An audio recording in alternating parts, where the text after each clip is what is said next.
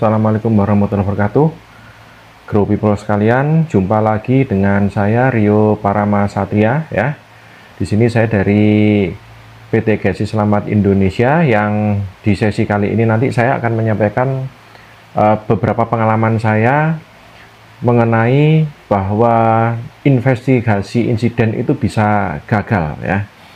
Sebagaimana kita ketahui bahwa di dalam penerapan sistem manajemen K3, baik itu yang mengacu SMK3 yang BP 50 tahun 2012 atau yang ISO 45001, itu salah satu syaratnya adalah kita diminta untuk melakukan investigasi atas kecelakaan yang terjadi di tempat kita gitu ya. Nah, seharusnya yang namanya investigasi kecelakaan itu ya harus benar-benar bisa mencari akar sebab masalahnya gitu ya.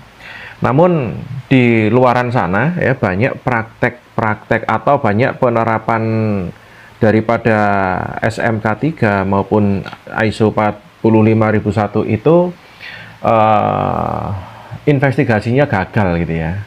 Kenapa kok bisa gagal? Ya, karena sebagaimana kita ketahui ya, seharusnya sebuah kejadian investigasi insiden itu harus benar-benar bisa menemukan akar sebab masalahnya ya. Atau kalau di sini saya gambarkan sebagai root cause analysis ya. Nah, di dalam root cause analysis ini nanti akan mencari tahu sebab ya, karena di dalam kecelakaan itu kan ada 5 dominonya. Nah, ini kalau dari teori sebab akibat daripada kecelakaan kerja itu ada 5. Yang ini adalah loss ya, kemudian ini ada insidennya, lalu insiden ini ada karena ada kontak ya. Nah, dari kontak ini nanti dicari tahu lagi, dianalisa, akan ada namanya sebab tidak langsung, dan ini nanti ada peran daripada manajemen. Nah, berdasarkan pengalaman yang pernah saya sendiri alami ya, waktu dulu di pabrik baja. Nah, investigasi sebuah insiden itu bisa mengalami kegagalan manakala terlalu banyak ya intervensi atau campur tangan dari beberapa bagian ya. Beberapa bagian ini maksudnya adalah beberapa pihak yang berkepentingan dengan kejadian tersebut, sehingga akan ada dua kecenderungan. Yang pertama, dia akan kecenderungannya akan coba untuk dalam tanda kutip ya, nih ya. Dalam tanda kutip coba untuk menutupi ya kejadian tersebut gitu. Tapi di sisi lain ya, itu kadang kegagalan itu juga bisa terjadi karena orang-orang ini terlalu excited ya, sehingga mencoba untuk membuat membuat seolah atau mendramatisir gitu ya. Jadi suatu kejadian yang sepertinya biasa saja menjadi luar biasa atau lebih dari biasanya gitu ya. Jadi kejadian itu agak dimagnifikasi, dibesar-besarkan agar menjadi menjadi momentum, seolah-olah ya ini akibat daripada manajemen kalau tidak memperhatikan keselamatan kerja di level pelaksana ya. Nah, kenapa kok seperti ini? Ya, karena memang diakui atau tidak ya, di luaran sana itu memang banyak kecenderungan akan adanya egosentris gitu ya, antara unsur manajemen dengan unsur pekerja. Dan apabila dalam penerapan K3 itu tidak berjalan dengan baik ya, maka ini nanti akan bisa terjadi gitu ya, kegagalan-kegagalan seperti itu ya. Kemudian juga pengalaman saya waktu di pabrik kertas, kegagalan itu bisa terjadi karena minimnya pengetahuan, minimnya pemahaman bagi pekerja bahwa yang namanya investigasi insiden itu harus benar-benar dilakukan secara menyeluruh gitu ya.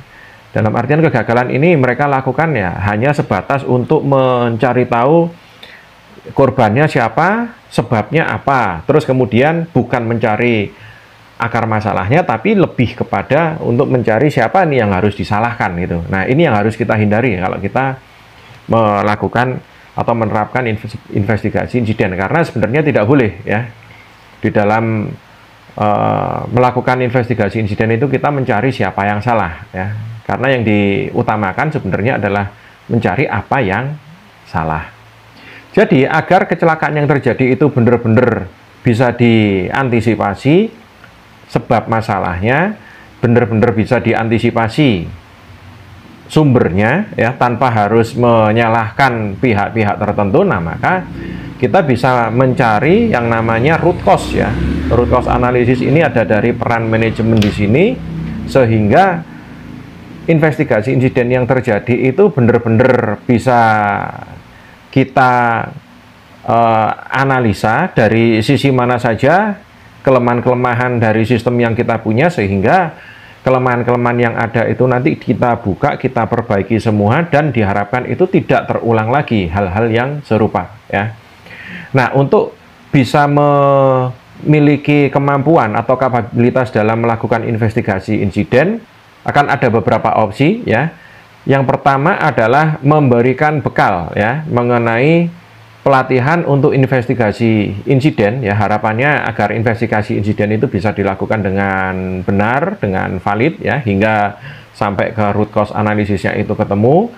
Yang kedua, bisa juga mengikut sertakan timnya di dalam sertifikasi penyelidikan kecelakaan versi sertifikasi BNSP ya. Jadi di sini kami bisa memberikan dua opsi untuk memenuhi kebutuhan di perusahaan Bapak Ibu sekalian ya.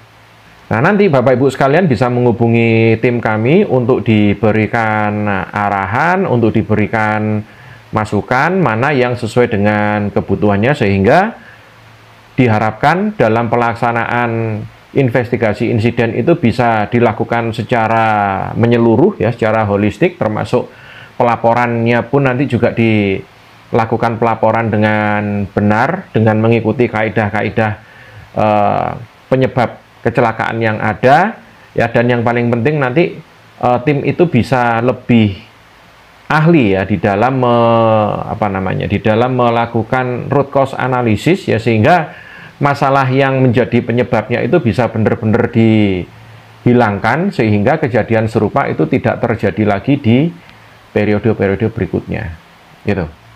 Sementara sekian dulu dari kami PT Gasi Selamat Indonesia dalam menyapa Anda, dan sampai jumpa di video-video berikutnya ya. Terima kasih dan wassalamualaikum warahmatullahi wabarakatuh. Sampai jumpa kembali.